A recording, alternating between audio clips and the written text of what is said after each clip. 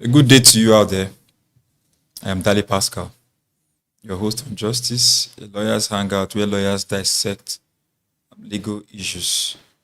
Today, we are running a live program joined by a legal practitioner based in the UK, and we shall be talking about, I would rather say, quite an interesting topic, jungle justice.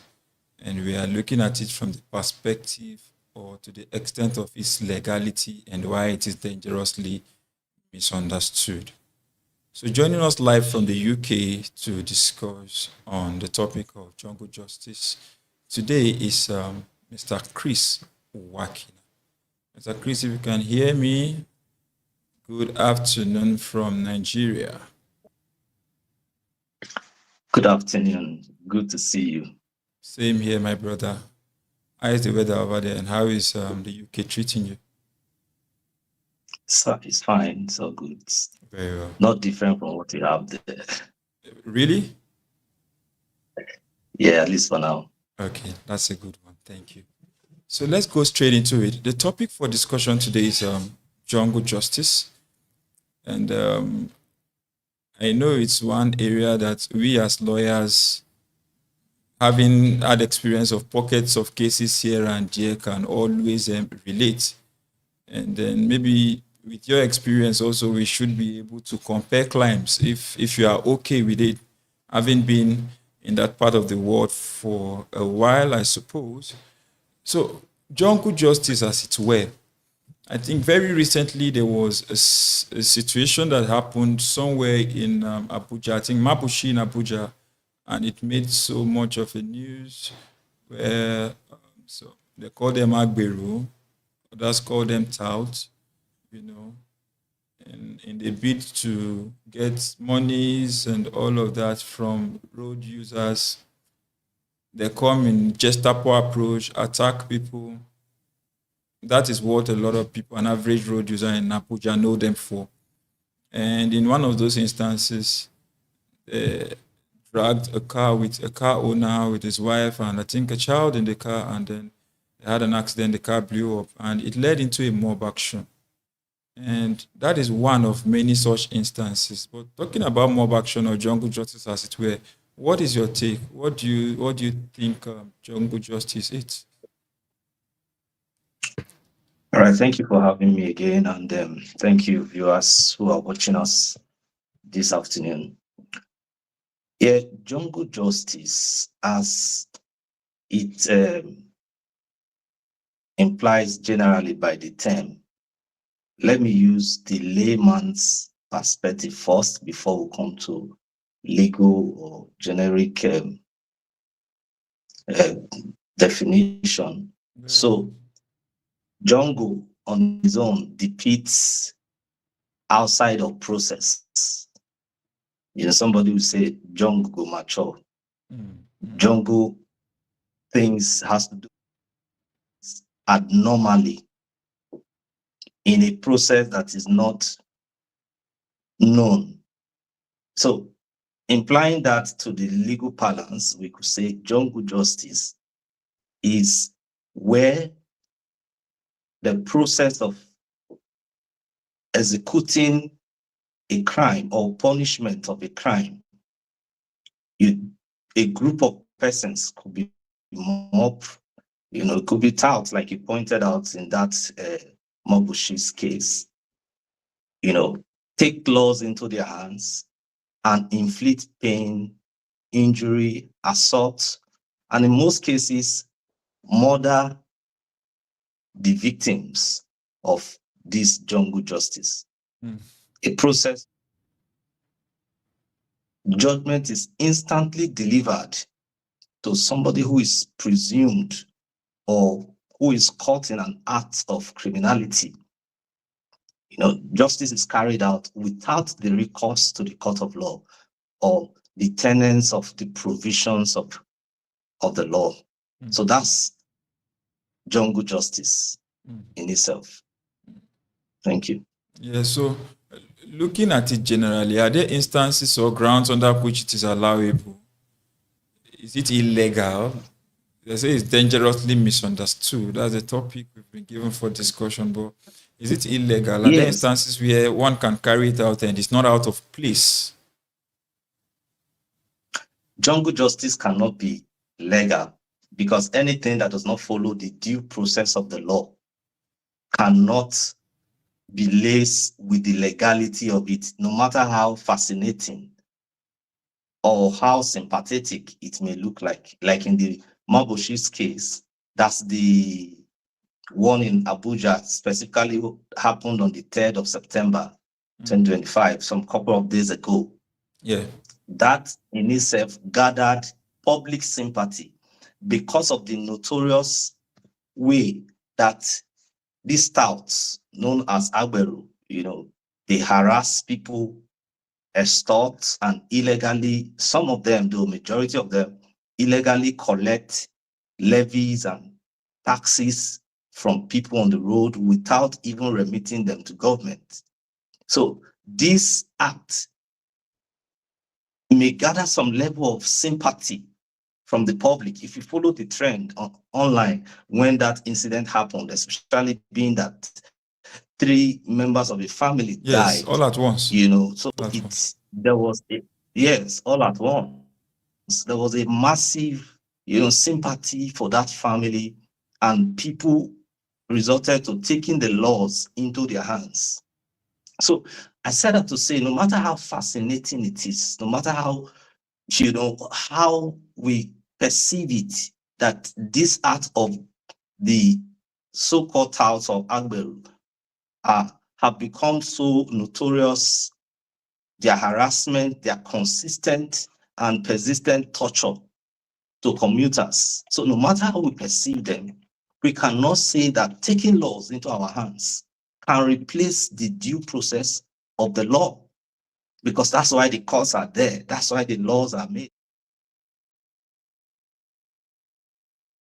Even though man is not made for laws, laws are meant to be followed. Due processes are meant to be observed. So taking laws into one's hand is purely illegal, to answer your question. So under no circumstance should we say it is legal or something permissible by law. No. It takes me to the position as to law being a tool of social and societal engineering. However, you are in the UK. Are there cases in relations to mob actions, jungle justice, as in the UK there, that one can refer or that you have had to see? Because I have seen quite a number. I remember in my early practice, I ran into a mob action in Delta State. I don't know what happened, but I think we were on transit on that day and it was a mob action. And some persons there were some casualties and then some persons died. And the evil in it is when there is a mob action, you can determine who dealt the fatal blow. So to what extent now, comparing crimes to start with, and then the laws regulating issues on mob action, what law have they breached? What laws regulate it? What rights are embedded therein that has been breached that our fans can benefit from your knowledge? Personally, I'm very reluctant to make comparison between the legal system here in terms of if there have been records of jungle justice in the UK versus that of Nigeria. The reason why I'm reluctant to making this comparison is because the system here seems to be well structured in a way that if people, there have been incidents, for instance, where somebody stabbed someone at the bus station, incidents where you have, some persons attempt to beat up someone. People in that area, the crowd will not join hands to beat the person who perpetrated this injustice. Rather, they will call the police, and the police will swing into action. Within minutes, the police will arrive and apprehend whoever is perpetrating injustice to anyone. So that's why I'm a little bit reluctant to make that comparison, because the routes of getting the police to respond to acts of criminality in Nigeria is kind of slow. Very And it's slow, my brother. regrettable. Very, very slow. Yes, it's regrettable, and it's something that the reforms are not being, the systems have not been so structured to go after reforms, to seek transformative initiatives, I agree to with you. bring about how to curb this menace to the society. Because you know what, since 2012 to 2023, Amnesty International had reported that there've been a record of 555 cases of jungle justice in Nigeria. So imagine within the span of 2012 to 2023, we have a record of 555 instances of jungle justice. And out of these, over 80% of these persons were killed. So if you look at this kind of statistics, how do you make this comparison in the different clans? Because you can't get such huge number of persons being murdered under a civilized system where you have a policing that is supposed to be effective policing system. If you look at Section 4 of the Police Act, empowers the police to protect lives and property. But the system is not yet, there's this lacuna in the Nigerian system that needs urgency in addressing the menace. So that's why the issue of comparison, I think even while avoiding that comparison, I've made You attempts have made it already, yeah. Even while actually avoiding compare it. them You know, in the you recent. can't seem to avoid it totally. When you see a difference in perspectives, in laws, Yes. being a lawyer, when you see difference and then you see executions, and versus where you are not seeing execution, you're tempted to want to say, okay, this. But of course, there are a lot of our laws that are, or aspects of our Nigerian system that is very functional. I'm not one of those persons that is given to that sentiment of referring to other places as totally working. Yeah, there are some discrepancies, some functional areas here and there. One rubs on the other, but to the extent of safeguard for lives, property, security agencies, rapid approach to issues of this nature, I think our legal system has to do more, our security agencies has to do more, and I think the government really has to do more. You have also answered one of the questions I was going to bring in passively, but I would like you to talk to it more, which is the responsibility of persons who are witnesses to a mob action. You had mentioned that, yes, even the people in your place, in your current location, where who sees issues of cases of maybe what can lead ordinarily to a mob action would rapidly call the police or the necessary agency to salvage the situation. Now, what are the responsibilities? Is that the only responsibility? Are there other responsibilities? We're talking about law and morality now to that extent. What are the responsibilities of Yeah. persons who are witnesses or who maybe see a situation where there is a mob action going on already? Let's not talk of situations where an action or something is happening that may lead to a mob action, where a mob action is ongoing and the security agencies are not readily present and available to salvage the situation. What is the responsibility of bystanders, of witnesses, of citizens who are in such a situation? I will take this answer, the question, I will answer it with, let's say, a coin of two sides. I will look at it from the perspective of one side being adversary, trying to say, the citizens have the responsibility to call the police, to make sure they prevent it by intervening or preventing mob actions. But remember what it is called, mob actions. Usually, the bystanders, in greater percentage, some of them are involved. Some of them are passively interested in seeing the victim being killed or assaulted. Yeah.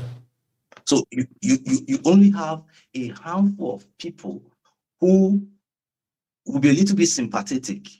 So in that scenario, the people who you are asking to get involved to prevent it are fewer in number. So the more you ask these people to get involved to prevent this thing, the more you're making their own lives, you put their lives in jeopardy. In danger. Further danger. So yes. So we are careful not to say, oh, just prevent it, make sure you get in the line and make sure this thing doesn't happen. It will happen, and it may affect the other people because it's a crowd thing, it's a mob thing. So I feel that the only empowered and constitutionally enshrined body, the agency of the police, has the duty to prevent and salvage situations like that. So the other side of it is for the police to have a system, a workable system, that people can make reporting incidents to be effortless, seamless, in a way that they can have swift responses. But of course, that's a story for another day. If you begin to walk through saying that the Nigerian police, you just send them an SMS. First of all, how do you get the phone numbers? Sometimes the phone numbers are castigated here and there. Most people don't have it. Most people are struggling with, making the calls because some of the calls are not free. So they are supposed to be toll-free calls. If you want to call the police, for instance, some of them are not free. You still have to use your airtime. Some people may not even have data at that time. So there are many things that has to do with systemic failure that requires some level of transformative initiative for them to reform the system. So I won't totally say anybody who sees a mob action should get involved and prevent it. It's not correct because you will put the person in danger. The much we can do is to report such incidents to the appropriate authority within the same jurisdiction. But even when you are doing this reporting, you can't do it visibly. You can't be noticed because the same group will come after you. They know your house. They know your family members. I saw the person making the call. He was the one who called the police. So the police by now should have some apps that people can everybody should download the app, easily make, just by pressing one key, it alerts the police. Just typing one stuff within the app, it alerts the police of your location will be shown. What you are even pressing to inform the police will get information as to the circumstances of the issue at that time, and they will be prompt to respond to such incidents. So there's a lot of systemic transformation that needs to happen. So to answer that aspect, all we have to do is to notify the police and let the police address the situation, in my own opinion. No, you've spoken very well to the issues. You have also made some very germane recommendations. Jungle justice, it has eaten so deep into the fiber and fabric of our Nigerian system, to the extent that sometimes, just like you said, the bystanders who ordinarily should do this report, I think there's an app, iReport, for reports to either you want. Okay, iReport is for the media to upload a situation or what is happening within your vicinity in seconds.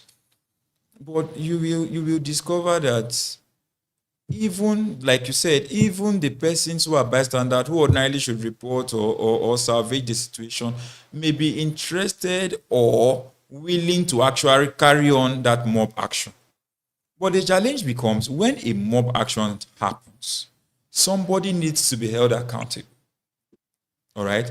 The law needs to go against a particular person or particular persons.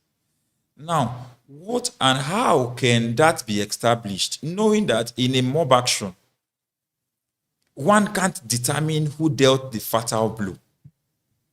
It will be, it's always a situation of a sequence, a pattern, different actions leading to the fatal blow.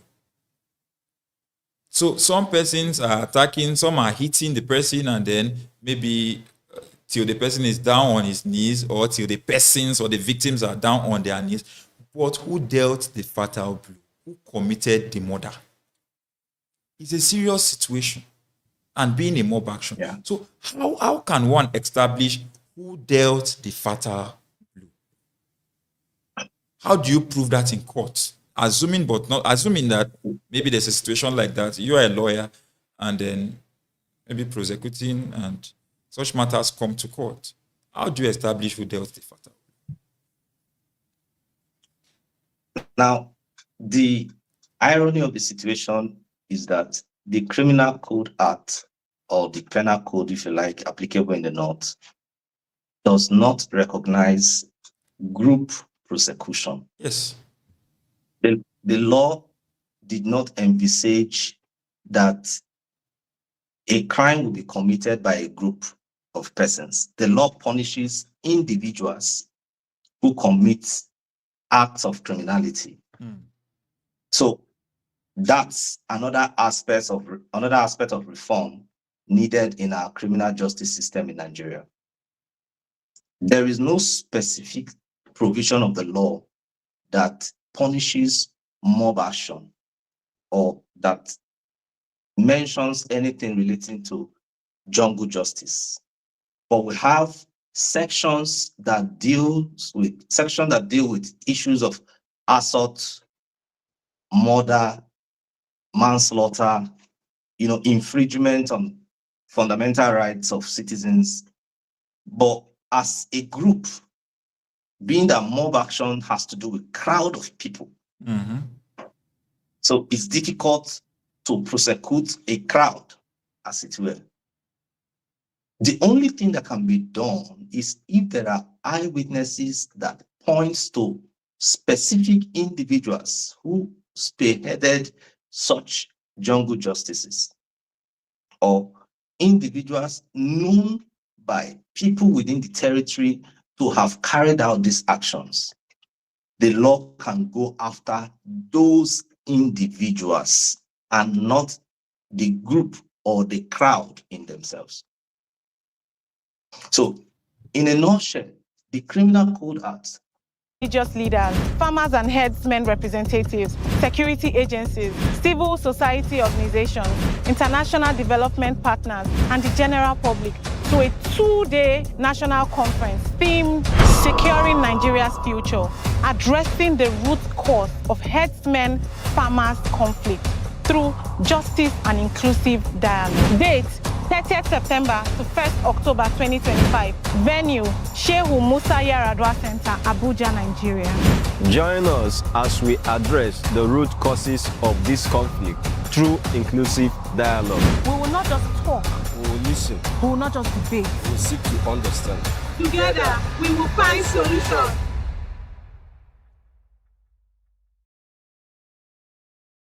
What are we saying?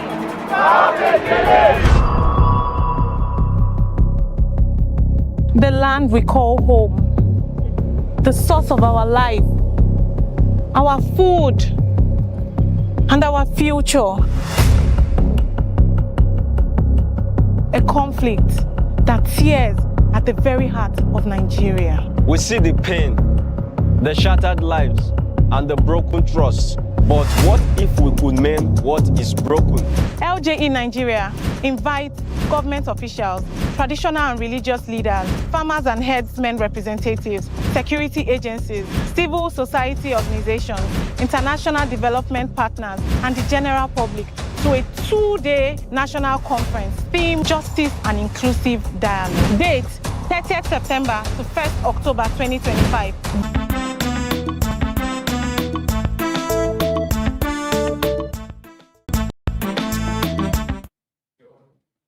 Mr. Chris, are you there? I'm here. Oh, okay. Let me know when you're ready. I'm ready for you. Okay.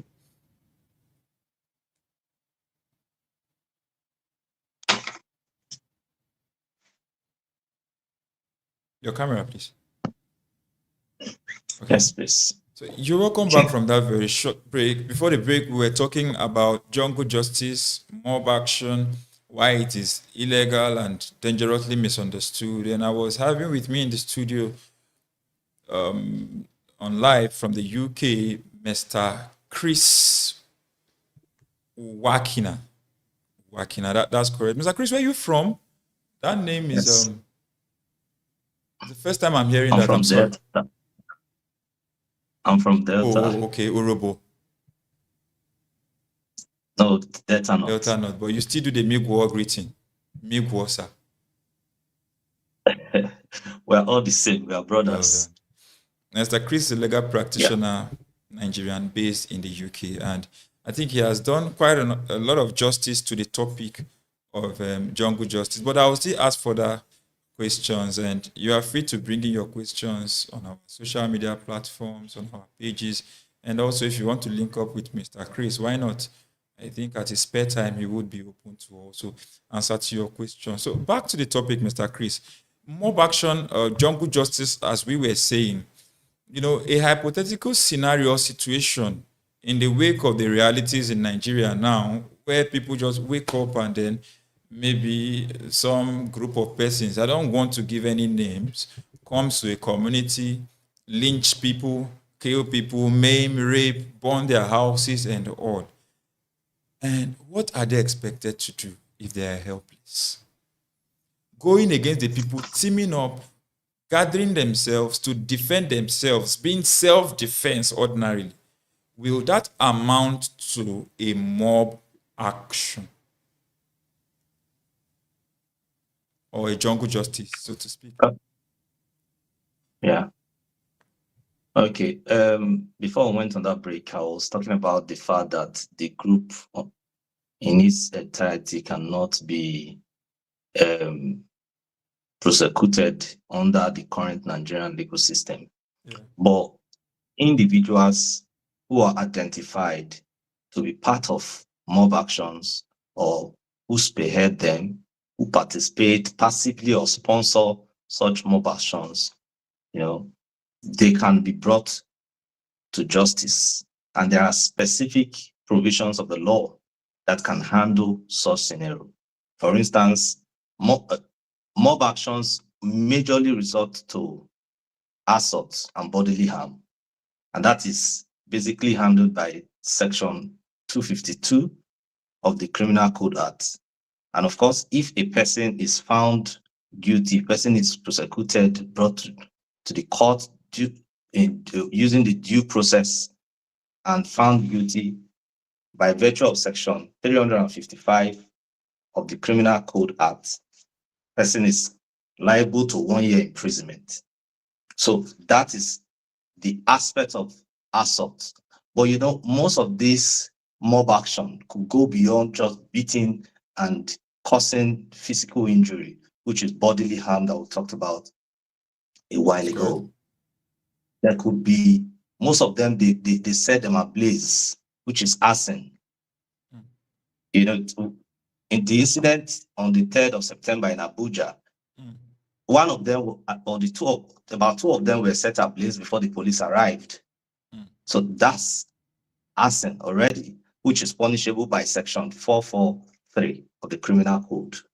So depending on the circumstances of the case, there are identifiable laws that could be used to prosecute individuals who are identified to carry out these mob actions. And beside this, supposing it leads to death, because most of the times they could kill the person, burn the person, lead the person, that's murder on its own, punishable by Section 316 of the Criminal Code. So these are specific laws that deals with issues relating to mob actions when the individuals are identified. And I feel that's why our legislative arm, they are a little bit reluctant to enact a separate law that addresses issues of jungle justice or mob action, because there are specific laws that could be used, like I've stated, arson, I've stated assault and bodily harm, murder by virtue of section 316 of the Criminal Code. So in the North, we have culpable homicide, section 220 to section 224 of the Penal Code. So these are laws that can address and, of course, be used to prosecute individuals identified to carry out this violence. And of course, even in the North, there's a law against public disturbance. There's a provision in the Penal Code against public disturbance. Also, in the southern part of Nigeria, our criminal justice system, the Criminal Code, has section 69 against public peace. Breach of public peace. Breach of public peace. So when people gather to cause mayhem, to disrupt public peace, laws are there. Section 69 of the Criminal Code can be used to prosecute individuals identified to cause this issue. Now, Mr. Chris, my question. My question. Yeah. A situation where a community, I was not going to mention name, but I will now, where a bandit group, Boko Haram, or whatever called, even when they have not been nationally named a terrorist group, all right, swarms upon a community, and the people in that community, upon apprehension of imminent danger, threat to their lives, decide to take laws into their hands, all right, regroup, and then attack those that were coming to attack them, because they know for a fact that that attack would lead to loss of lives in that community. Now, it is community for community. It's a group of people for a group of people.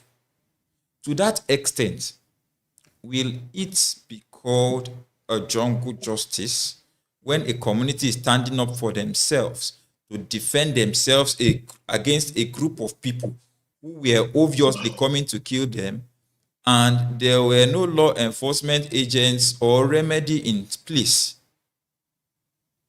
Will it amount to a jungle justice? Now, we must separate between self-defense and jungle justice. Very well. They are two different things. Very well. Where there is imminent danger against a group of a community, and the community put a committee in place or team up together to protect themselves against the danger. To me, that is not jungle justice. That is to you, but under the law, yes, is it jungle justice? That's what I'm saying. These are slim. They are slim lines of the law that we have to mirror critically and look at the difference, because the law recognizes self-defense. True. Where somebody is posing danger. Of course, if you want to measure self-defense, there's what we call proportionate reaction. Yes. If somebody gives you a slap and not carry cutlass and hits the person and say it's self-defense, yes, that does not amount to self-defense in law, because the corresponding act does not match what was carried out against the person. So these are issues that we have to look at critically in our laws today. So if you call them bandits, Boko Haram, or dangerous people, criminals, quote and unquote, because you can't call them criminals except pronounced by law. So you can only, so if you feel that they have suspicious character, you can report them to the police. It is only the police that has the backings of the law and the instrumentality of state power to prosecute people who pose themselves as danger to the citizens. But where the danger has befallen you and the person or the group of persons are acting in a way to cause harm to you, at that time, you take any measure to prevent or to defend yourself from that act, from that injury coming to you, against you. To me, that is self-defense, and it is not mob action. So we need to draw that line. Yeah. Thank you very much, Mr. Chris. It's been quite a wonderful and an enlightening session with you. Now, our final question before your recommendations. Of course, you've made some very germane recommendations in your earlier positions, but our final question, as it relates to remedy, for wrong, they say where there is a wrong, there is a remedy. It be Jews, it will be remedium, right? Now, who Yes. can approach the courts? Can individual victims of family, that's families of victims, sorry, or individuals who have been involved in some form of mob action, can they unilaterally approach the court, or it is strictly the government who can, through the necessary agency, prosecute to remedy their grievances? And lastly, sir, jungle justice, as it were, must it always be a situation, or is it always a situation where somebody loses his or her life, or where persons lose their lives, or is it also contemplated within a situation where a group of persons attack people and cause assault, battery, and the victim or victims, as it were, don't get to lose their life, they don't unalive them? Does it also apply? Okay. You see, jungle justice, whether it causes death or not, we identified earlier that there are characteristics of arson, assault, and bodily harm, murder, public disturbance. We listed those elements of offense. So where those offenses are visibly, carried out, it mustn't be resulting to death before legal actions can be brought against them. It must not lead to death. So I'm not sure. The incident that happened in August 27 at Balogun Market in Lagos, where a trader, I think a thief, somebody alleged to be a thief, stole something in the market, and there was this mob action that went after the person, and they almost set the person ablaze before either the police intervened or some sort. So that situation may not have led to death, if I may get the end story of that incident in Balogun Market that recently happened on the 27th of August. Now, so that is to say that it must not be to death or an incident of murder before we call it a mob action. Like we have rightly defined, any process that is not within the legal tenets or punishment meted to an individual or group of persons by a crowd or mob, or by, that causes lynch, battery, assault, arson, or death, these are punishable by our laws. So the people who can bring action, if the person is alive, the victim is still alive, and is able to identify the individuals who perpetrated this, that victim or that individual can bring an action before the court.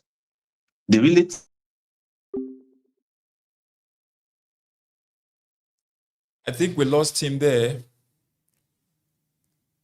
And it's been a very wonderful and an expository discussion on issues of jungle justice, the legality and otherwise, and how dangerously misunderstood it is.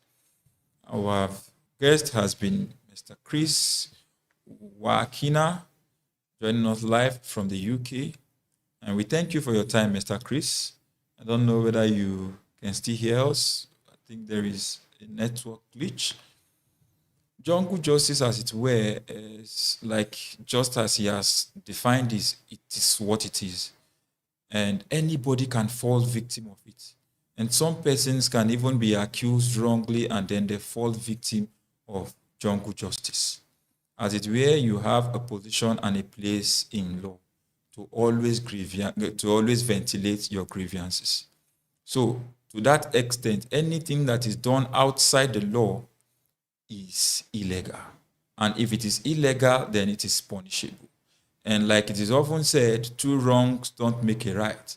So for a fact that somebody is carrying out a mob action or somebody did something that is wrong, whether in law or to you, is not enough or it's not good enough a reason for you to also deal a fatal blow. You are first a citizen of the country and a property of the government before a property of your family. That is the law. And that is why where there is a death situation, a murder situation, the government is tasked with that responsibility and the onus of prosecuting issues of murder or issues of such nature.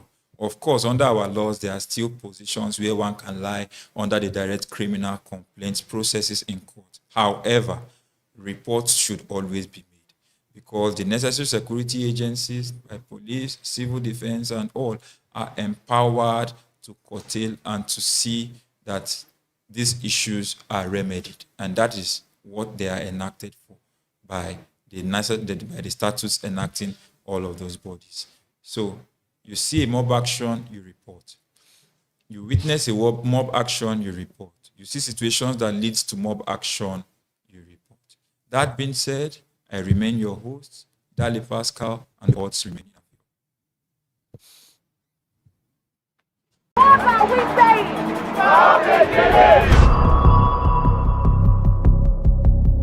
The land we call home, the source of our life, our food, and our future.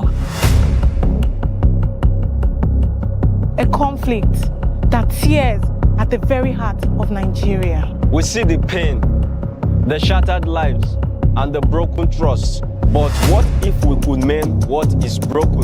LJE Nigeria invites government officials, traditional and religious leaders, farmers and herdsmen representatives, security agencies, civil society organizations, international development partners, and the general public to a 2-day national conference themed Securing Nigeria's Future, addressing the root cause of herdsmen-farmers conflict through justice and inclusive dialogue. Date, 30th September to 1st October 2025.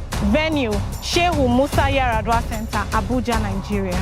Join us as we address the root causes of this conflict through inclusive dialogue. We will not just talk. We will listen. We will not just debate. We will seek to understand. Together, we will find solutions.